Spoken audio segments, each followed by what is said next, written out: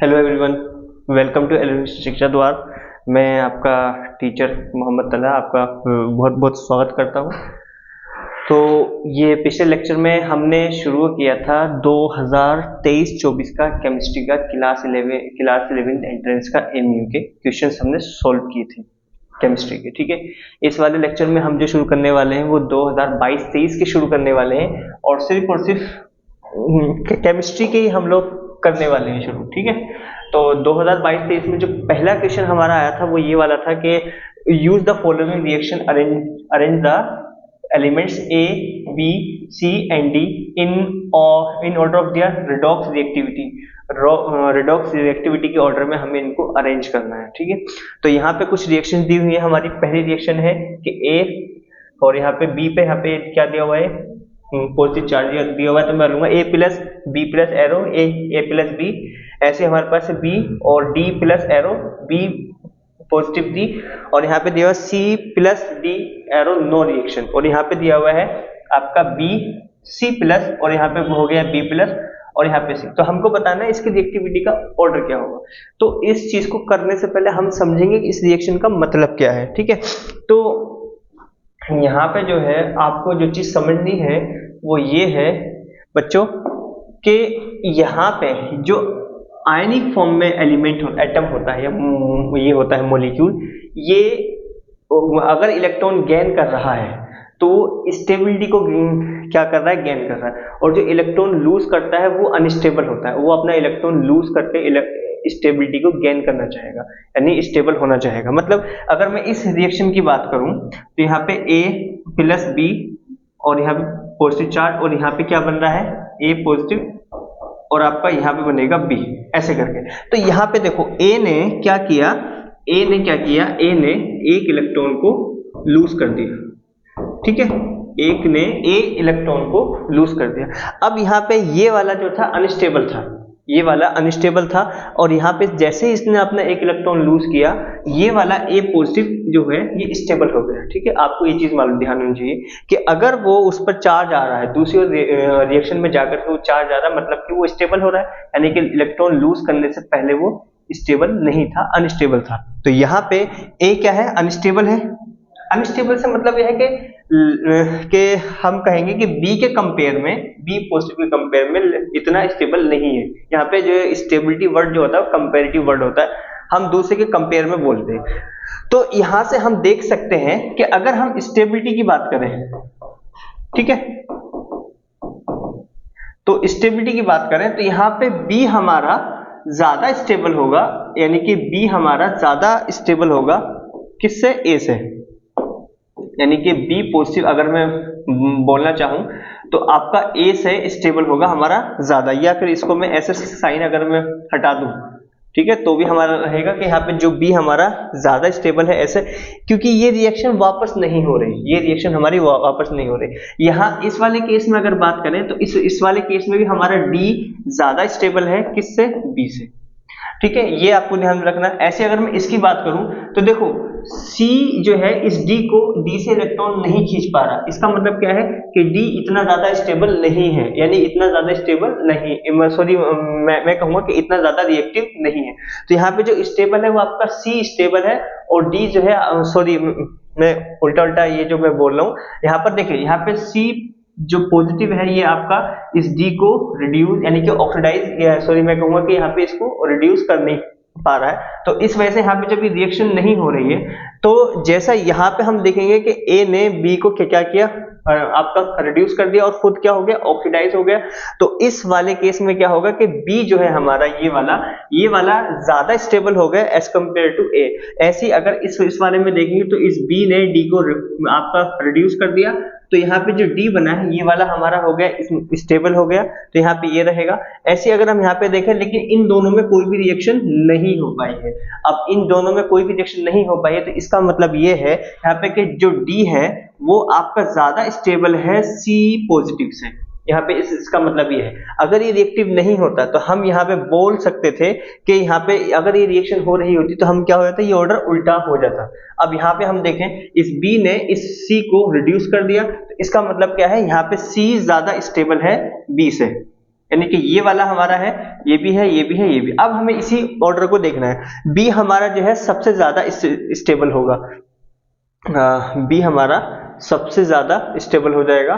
तो हमें क्या करना है, यहाँ पे रिडॉक्स एक्टिविटी का ऑर्डर हमको निकालना है। रिडॉक्स एक्टिविटी का मतलब है कि रिएक्टिविटी किसकी ज्यादा है, और रिएक्टिविटी जो होती है वो उसकी उल्टी होती है, यानी कि इस स्टेबिलिटी की उल्टी क्या होती है, रिएक्टिविटी होती है। तो इस वाले केस में अगर मैं देखूं तो इस वाले केस में एक्चुअल में क्या हो जाएगा, बी ज्यादा रिएक्टिव हो जाएगा एज कंपेयर टू ए, ऐसे आप इसको मान सकते हैं। इस वाले केस में देखें तो डी ज्यादा रिएक्टिव हो जाएगा, डी कम रिएक्टिव हो जाएगा एज कंपेयर टू बी। और इस वाले केस में अगर बात करें तो सी प्लस ज्यादा रिएक्टिव है as compare to D, sorry C यानी कि डी उल्टा उल्टा हो गया।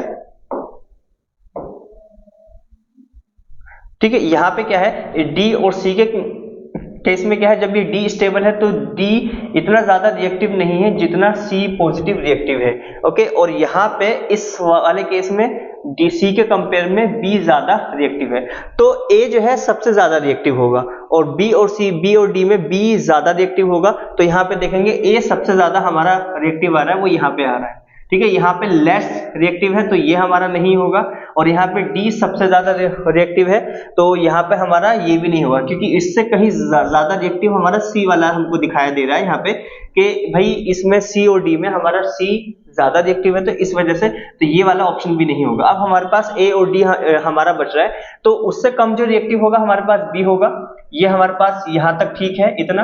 अब सी और डी में अगर हम कंपेयर करें तो यहाँ पे आप देखेंगे, यहाँ पे आप जो है ये चीज देखेंगे, सी हमारा रिएक्टिव है ज्यादा डी से। ठीक है, यानी कि क्या है कि डी की रिएक्टिविटी इतनी नहीं है जितनी ज्यादा सी की है। सॉरी, यहाँ पे क्या हमको क्या बोलना चाहिए कि सी की जो है रिएक्टिविटी ज्यादा है एज कंपेयर टू डी। तो हमारा इस हिसाब से जो है हमारा डी ऑप्शन, जो डी सबसे हमारा बाद में आ रहा है, तो इस वजह से हमारा ऑप्शन क्या रहेगा, ए रहेगा। ठीक है, यहाँ पे ए सबसे ज्यादा रिएक्टिव है, उससे कम हमारा बी है, उससे कम हमारा सी है, और सी से कम जो है हमारा डी है। यानी कि इसमें उल्टा अगर हम स्टेबिलिटी की बात करें तो स्टेबिलिटी का ऑर्डर जो है हमारा ये हो जाएगा, हमारा ऑर्डर ये हो जाएगा कि ए लीस्ट रिएक्टिव है, बी उससे ज्यादा रिएक्टिव है, और सी उससे कम रिएक्टिव, सॉरी मैं उल्टा उल्टा बोल रहा हूँ, ए सबसे कम रिएक्टिव, मतलब यहाँ पे ए कम स्टेबल है, रिएक्टिव ज्यादा है, और यहाँ पे हमारे पास डी रहेगा, तो मैं बोलूंगा डी सबसे ज्यादा स्टेबल है, सी उससे कम स्टेबल है, बी उससे कम स्टेबल है, और ए सबसे कम स्टेबल है। यानी रिएक्टिविटी और जो स्टेबिलिटी दोनों के दोनों जो होते हैं वो आपके उल्टे होते हैं, तो हमारा ए रहेगा। थोड़ा हो सकता है ये चीज जो है समझ में नहीं आया, थोड़ा सा कॉम्प्लिकेटेड है, बस आप इतना याद रखो, अगर कोई ज्यादा रिएक्टिव है तो वो लेस स्टेबल होगा, और जो ज्यादा स्टेबल है वो आपका लेस रिएक्टिव होगा। इतनी बातें आपको ध्यान में रखनी है, अगर ये चीज समझ में आ गई तो सारी कहानी समझ में आ जाएगी आपके। अगला जो क्वेश्चन है हम उसकी करते हैं बात।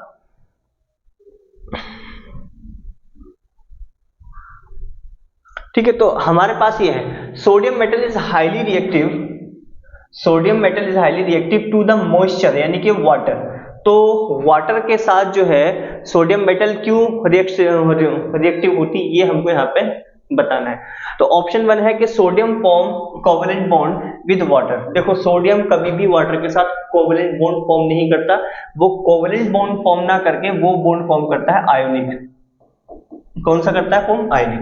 तो आयनिक बॉन्ड फॉर्म कर रहा है, इसका मतलब ये स्टेटमेंट हमारा ठीक नहीं है। दूसरा हमारे पास sodium gain 1 electron to get stable octet, that is neon gas like configuration. भाई सोडियम के पास इलेक्ट्रॉन होते हैं 11, एटॉमिक नंबर कितना होता है 11, तो हम क्या बोलेंगे 2, 8, 1 ये होता है। अब ये कह रहा है स्टेटमेंट नंबर बी में कि सोडियम गेन 1 इलेक्ट्रॉन, अगर हम सोडियम को 1 इलेक्ट्रॉन दे देते हैं तो हमारा हो जाएगा Na+, सॉरी Na-। यहां पर है 2, 8, 1, कितने इलेक्ट्रॉन है 11, यहाँ पे हमारे पास कितने हो जाएंगे 2, 8, 2। तो ये नोबेल गैस का कन्फिग्रेशन नहीं है, क्योंकि नियोन का जो हमारे पास नियोन है, नियोन का एटॉमिक नंबर होता है 10, और 10 का मतलब होता है 2, 8। तो यहाँ पे तो नहीं हो रहा, तो इसका मतलब दूसरा स्टेटमेंट भी हमारा रॉन्ग है। हमारे पास है sodium loses 1 electron to get stable octet like neon gas like configuration. ठीक है, तो हमारे पास यहाँ पे ये वाला जो स्टेटमेंट है, अगर हम इसकी बात करें तो सोडियम है, सोडियम का एटॉमिक नंबर कितना होता है 11, 11 का मतलब 2,8,1। और जैसे ही इसने क्या किया, एक इलेक्ट्रॉन को लूज किया, ठीक है, तो इसका कन्फिगरेशन हो जाएगा 2,8, ये रहा। तो sodium loses 1 electron to get stable octet, that is neon gas like configuration. तो यहां से तो ये चीज हमको मिल रही है। आगे हम देखते हैं sodium is highly soluble in water. देखो सोडियम सॉल्युबल होता है, वो चीज वो इतना नहीं होता, क्योंकि वो एक बोलना चाहिए कि सोडियम जो है मेटल होती है, और सोडियम मेटल जो है वाटर के साथ सॉल्युबल ना होकर के वाटर के साथ रिएक्शन करती है, और रिएक्शन करके हाइड्रोक्साइड या ऑक्साइड को फॉर्म कर रही होती है। तो यहाँ पे डी स्टेटमेंट जो है हमारा गलत है, हमारा जो सही स्टेटमेंट है वो हमारा बेटा सी हो जाएगा, ठीक है ना। ऐसे हम देखेंगे आगे कि कह रहा है कि how many nodes are present, ठीक है, how many nodes are present in 2s orbital. तो 2s ऑर्बिटल में हमको जो बताने के नंबर ऑफ नोड्स यहाँ पे हमारे पास कितने होंगे वो हमको यहाँ पे बोलते हैं, ठीक है। तो जो टोटल नंबर ऑफ जो नोड्स होते हैं, अगर हम उनकी बात करें तो वो हमारे होते हैं n, मैं अगर कहूंगा तो वो हमारे होते हैं यहाँ पे l के वो होते हैं n-1। क्या होते हैं हमारे पास? n-1 होते हैं। अब यहाँ पे n की अगर मैं बात करूं तो n हमारे पास यहाँ पे देखो 2s है, तो 2s में ये वाली होती है हमारे पास n, और ये वाली वैल्यू होती है हमारे पास l की। एजिमुथल क्वांटम नंबर हम इसको बोलते हैं। तो हमारे पास जो होते हैं, जो एंगुलर जो नोड होते हैं ना, ऐसा होता है कि एक होता है हमारे पास एंगुलर नोड, एंगुलर नोड। तो जो एंगुलर नोड हमारे पास होते हैं वो होते हैं l, और जो रेडियल नोड होते हैं, और रेडियल नोड तो जो होते हैं वो होते हैं आपका n-1 - l, ये होते हैं हमारे पास। और जो टोटल नोड्स होते हैं, टोटल नोड, तो जो टोटल नोड हमारे पास होते हैं वो होते हैं n-1, ठीक है। तो यहां पे इसमें कुछ ना कुछ गलती है, 2s है, तो how many nodes are present in 2s, हाँ ठीक है सॉरी यहाँ पे, ठीक है। तो यहाँ पे जो टोटल नोड्स हमसे पूछा है वो उसके लिए फॉर्मूला ये लगता है।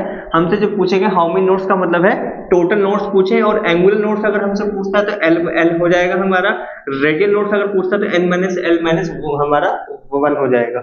तो यहाँ पे अगर हम इस चीज की बात करें तो n की वैल्यू हमारे पास 2 है, और 2 में से 1 गया तो हमारे पास कितना आ जाएगा? ये आ जाएगा 1। तो यहाँ पे एक इसमें तो दिया ही नहीं कि how many nodes are present in 2s orbital. Angular nodes है, total number of nodes n-1 होता है, तो ये हमारे पास होना चाहिए था, इसमें तो है ही नहीं, तो 0 है, 2 है। अच्छा ओहो ये चीज है, देखिए थोड़ी सी टाइपिंग मिस्टेक है, यहाँ पे 1 लिखा हुआ है और यहाँ पे 2 लिखा हुआ है, ठीक है। तो ये टाइपिंग मिस्टेक है, तो इस वजह से हमारे पास ये चीज नहीं होनी चाहिए। हमारा आंसर क्या रहेगा? ये रहेगा, यहाँ पे क्या हो जाएगा? 1 हो जाएगा, हमारा आंसर भी वो 1 आ रहा है, ठीक है।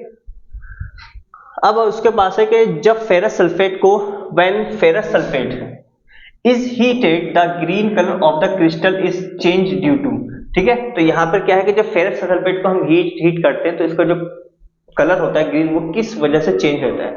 यानी कि हमारे पास जो फेरस सल्फेट होता है उसका फॉर्मूला होता है FeSO4.7H2, ये होता है हमारे पास ऐसे करके।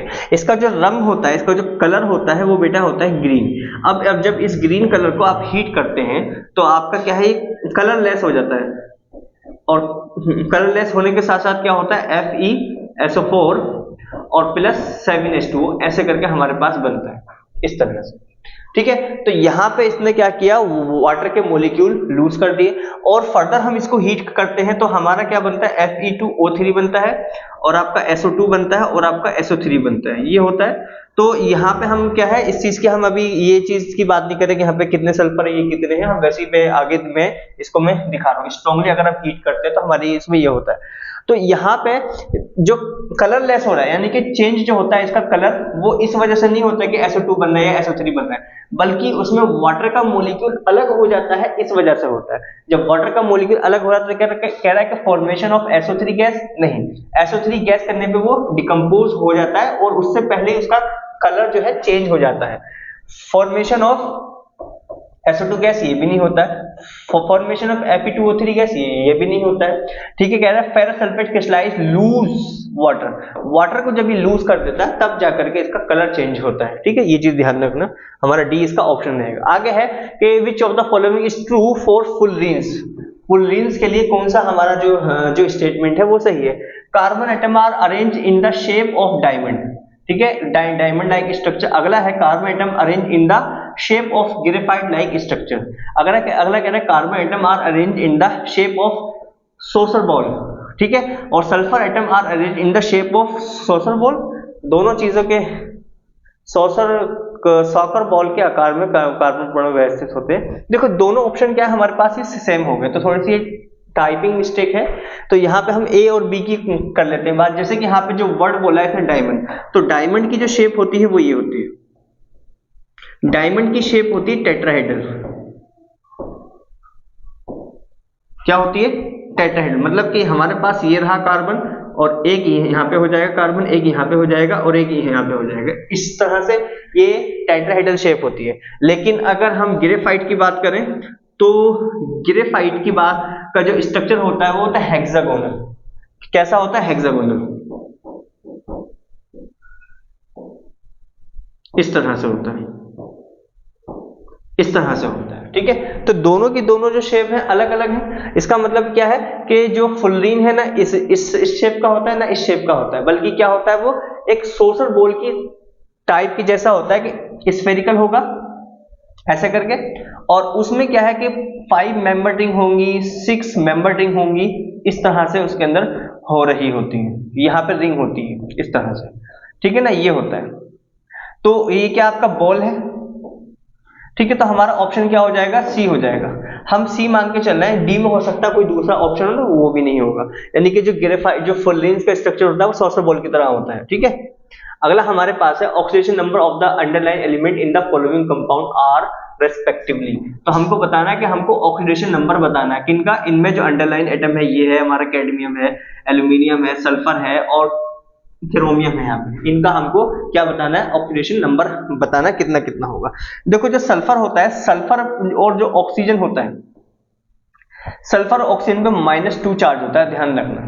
तो यहाँ पे अगर हम इसकी बात करें, जैसे हमारे पास CDS है, तो CDS हमारा क्या होगा, हमको इसका निकालना है, ये इस पर कोई चार्ज नहीं, ओवरऑल क्या है ये 0 है, तो यहाँ पे ये हो जाएगा 0। इसको हमने माना X है और प्लस जो सल्फर है इस पे हो जाएगा -2। कितने एटम है? 1 है, ठीक है। तो इस वजह से क्या हो जाएगा? 0 हो जाएगा। तो X इक्वल कितना हो जाएगा? +2 हो जाएगा, 2 प्लस हो जाएगा। तो वो सब में आ रहा है, ए में भी आ रहा है, बी में भी आ रहा है, सी में और डी में भी आ रहा है, सब में आ रहा है, ठीक है। ऐसे हमारे पास जो दूसरा है AlH3 हम लेंगे यहाँ पे AlH3, ठीक है। अब इसको भी हमने क्या मान लिया? =0 कर लिया। क्यों कर लिया? क्योंकि इस पर कोई चार्ज नहीं है, इसलिए इसके ऊपर कोई ओवरऑल चार्ज नहीं है, क्या है? न्यूट्रल है। अब यहाँ पे X +3 इंटू हाइड्रोजन है, तो हाइड्रोजन की इलेक्ट्रोनेगेटिविटी ज्यादा होती है, और हाइड्रोजन की इलेक्ट्रोनेगेटिविटी अगर ज्यादा है तो उसका -1 चार्ज आएगा। यानी कि एल्यूमिनियम के कंपेयर में क्या है? हाइड्रोजन की इलेक्ट्रोनेगेटिविटी ज्यादा है, और हाइड्रोजन की इलेक्ट्रोनेगेटिविटी ज्यादा होने की वजह से उसमें -1 चार्ज आएगा हमारा, तो आ जाएगा -1 = 0। तो X = 3+, ये हमारे पास आ जाएगा इस तरह से। तो हमारे पास यहाँ भी है, यहाँ भी है, यहाँ भी है, सॉरी यहाँ नहीं है, ठीक है। तो ये वाला तो ऑप्शन से हमारे गया, यहाँ भी है अभी। अब हम देख रहे हैं H2O3 वाला, तो H2O3 है हमारे पास, O3 2- है, ठीक है। तो हम क्या करेंगे? हम यहाँ पे 2- है, तो हम क्या बोलेंगे? S है, तो S को हमने माना X, और S कितने यहाँ पे 2 हैं, तो 2X प्लस यहाँ पे ये होगा, और 3 इंटू ऑक्सीजन पे कितना था चार्ज? -2, तो -2 ये रहेगा, और इक्वल टू जितना चार्ज ये है वो यहाँ पे लिख दो। अब इसको सॉल्व कर लो, तो कितना आ जाएगा? 2x और ये रहेगा -6 = -2, तो 2x = -2 और आपका ये रहा +6, तो कितना आ जाएगा?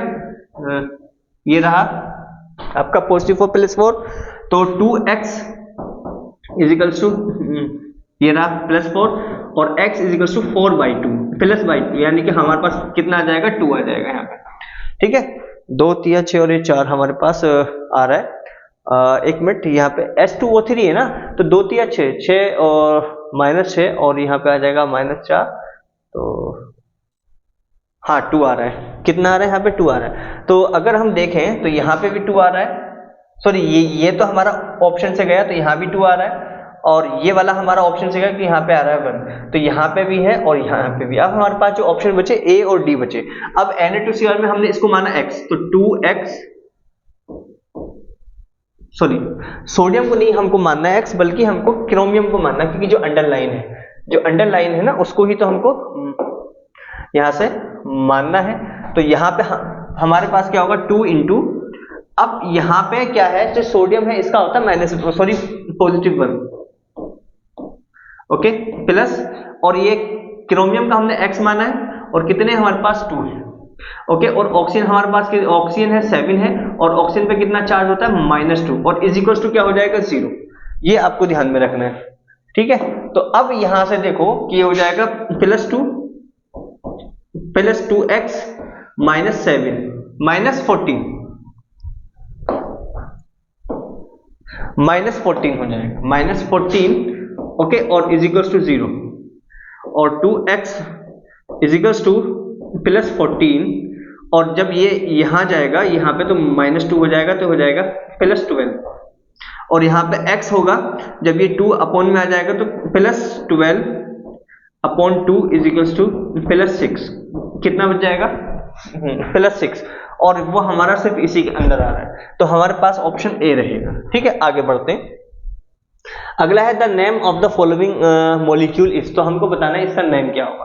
तो पहले हम देखेंगे नंबर ऑफ कार्बन कितने हैं, तो देखो 1 2 3 4 5 6, ठीक है। अब हमने नंबरिंग यहां से क्योंकि हमारे पास एक फंक्शनल ग्रुप है, ये जो फंक्शनल ग्रुप है हमारे पास कैसा CHO है, C डबल बॉन्ड OH इसको भी बोलते हैं, या हम इसको CHO भी बोल सकते हैं, इस तरह से एल्डिहाइड होता है हमारा ये। तो इसमें हम जो फंक्शनल ग्रुप होता है नंबरिंग हम वहां से करते हैं, और फंक्शनल ग्रुप को कम से कम नंबर देते हैं। कार्बन हमारे पास कितने 6 हैं, इसमें सिंगल बॉन्ड है सब में, जब सिंगल बॉन्ड है कार्बन कार्बन के बीच में, इसका मतलब ये एल्केन टाइप का होता है, हेक्सेन होगा, तो हेक्स के लिए हम लेंगे 6 कार्बन के लिए हमारे पास हेक्स हो जाएगा, और यहाँ पे सिंगल बॉन्ड है उसके लग जाएगा हेक्सेन, ओके। अब यहाँ पे एल्डिहाइड है, एल्डिहाइड के लिए हम वर्ड यूज करते हैं अल, जो सफिक्स हम यूज करते हैं यहाँ पे वो यूज करते हैं अल, तो क्या हो जाएगा हेक्सेनल।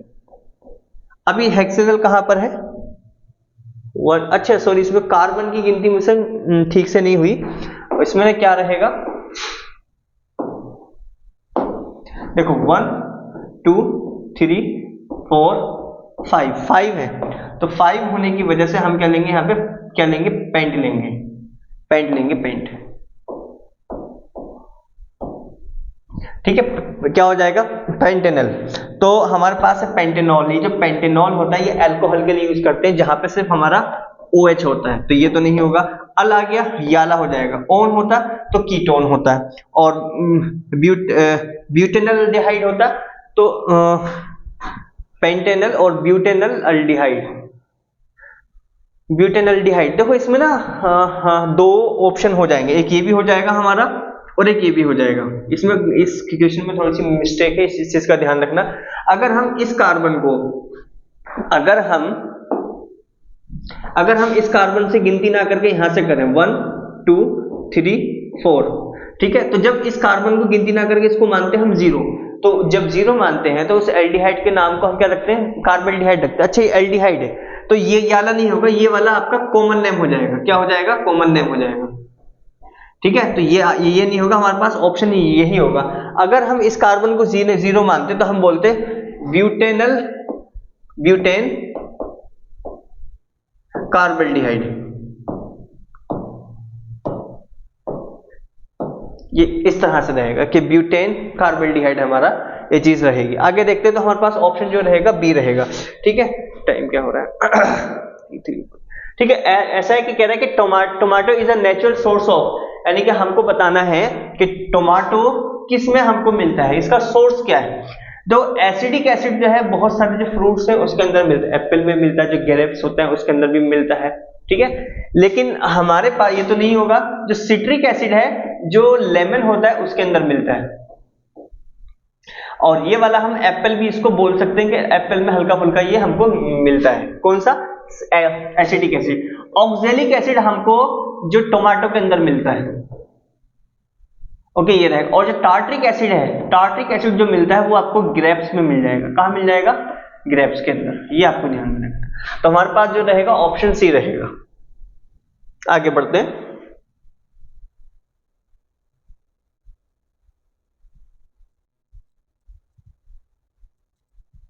किधर है भाई, संरचना है, ये रहा। ओके ठीक है, ये रहा। अगला है हमारे पास ये वाला, कह रहा है कि व्हाट इज, यहाँ पे एक रिएक्शन दी हुई है और रिएक्शन में क्या इथेनॉल है, इथेन ऑल दिया हुआ इथेनॉल है, इसकी रिएक्शन H2SO4 के साथ करेंगे 440 केल्विन यानी कि वेरी हाई टेम्परेचर, तो इससे X बनेगा और वाटर का मॉलिक्यूल रिलीज होगा।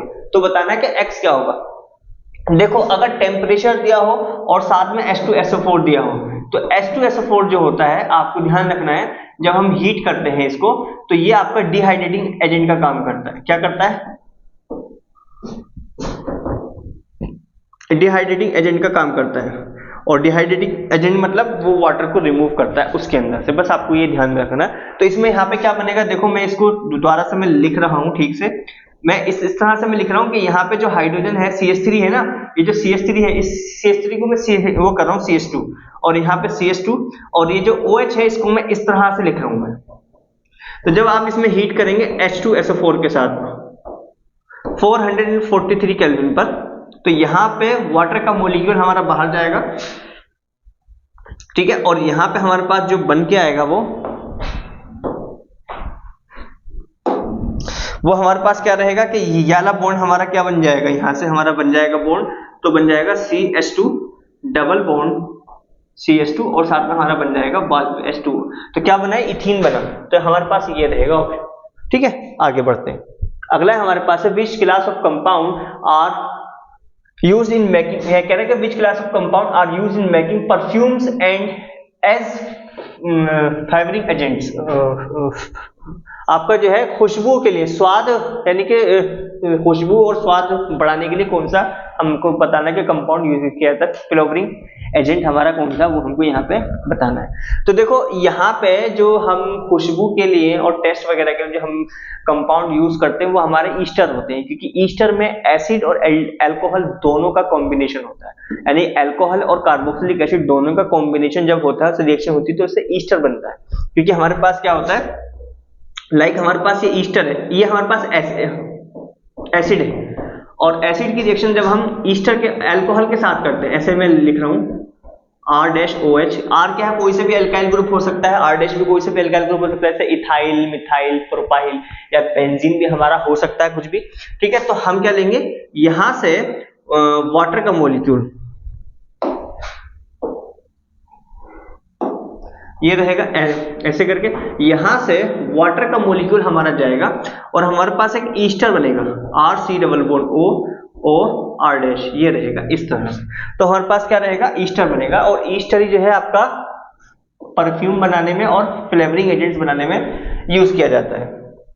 अगला हमारे पास है the following reaction is an examples of. देखो यहां पर दो पाई बॉन्ड है और यहां से एक हमारा बॉन्ड गायब हो रहा है, एक बन रहा है, यानी कि सिग्मा बॉन्ड बन रहा है बाकी, और एक पाई बॉन्ड हमारा यहां से टूट गया, यानी एक सिग्मा बॉन्ड है यहाँ पे, इसके अंदर एक सिग्मा है, इसके अंदर एक सिग्मा है और एक पाई है, तो पाई बॉन्ड टूटने के बाद हमारा सिग्मा बॉन्ड यहाँ पर बच गया।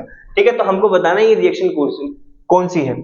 तो इसमें क्या होता है कि जब एक पाई बॉन्ड बन के सिग्मा बॉन्ड बनता है तो उसको बोलते हैं हम एडिशन रिएक्शन, यानी कि नंबर ऑफ बॉन्ड्स कम हो जाते हैं, नंबर ऑफ एटम बढ़ने लगते हैं। तो यहाँ पे देखेंगे कि हमारा हाइड्रोजन जो है इस पे क्या होगा, एक हाइड्रोजन भी आकर के हमारा लग गया, तो इस पे क्या होगा, एडिशन हो गया हमारा।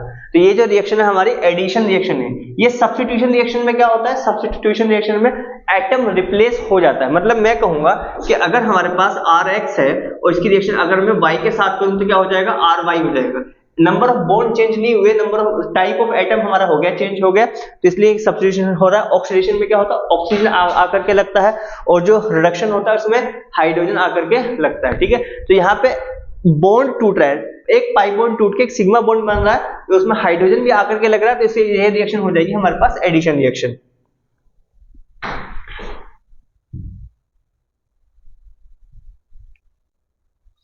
आगे देखते हैं। ठीक है, आगे हमारे पास है treatment of cancer is doing. ठीक है, तो हमको बताना है कि कैंसर का ट्रीटमेंट किससे किया जाता है। तो यहाँ पे ध्यान रखना, इसमें आपको याद रखने वाली चीज है कि कोबाल्ट से हम यहाँ पे जो आइसोटोप ऑफ कोबाल्ट यूज करते हैं, किसके लिए? कैंसर का ट्रीटमेंट करने के लिए। और जो गले में जो रोग होता है उसको बोलते हैं घेंगा, तो उस घेंगे को हम उसका जो ट्रीट करते हैं वो हमारा आयोडीन होता है। ये होता है ना आयोडीन सॉल्ट जो होता है जो हम लोग खाते हैं, तो आयोडीन इसीलिए खाते हैं ताकि हमारा जो गला है उसके अंदर तकलीफ ना हो, यानी उसके अंदर जो रोग है घेंगा ना हो पाए। तो ये जो गोइटर रोग होता है जो होता है गले में होता है उसके लिए होता है, और आइसोटोप ऑफ कोबाल्ट जो हम यूज करते हैं वो आपका कैंसर के लिए यूज करते हैं, ठीक है, और कुछ नहीं होता है। आगे देखते हैं।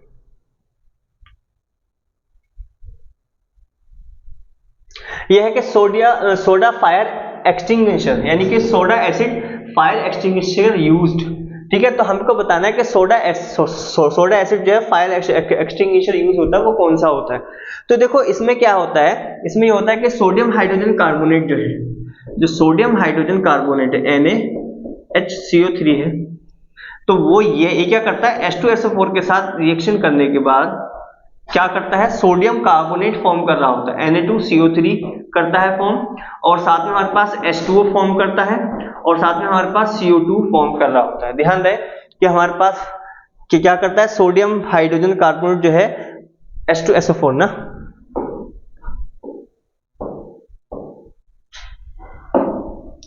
H2SO4, तो जो H2SO4 के साथ रिएक्शन करके सॉल्ट फॉर्म कर रहा होता है, सोडियम कार्बोनेट फॉर्म कर रहा होता है, और आपका क्या करता है, सॉरी इसमें एक मिस्टेक और हो गई, सॉरी यहाँ पे क्या है, SO4 आएगा,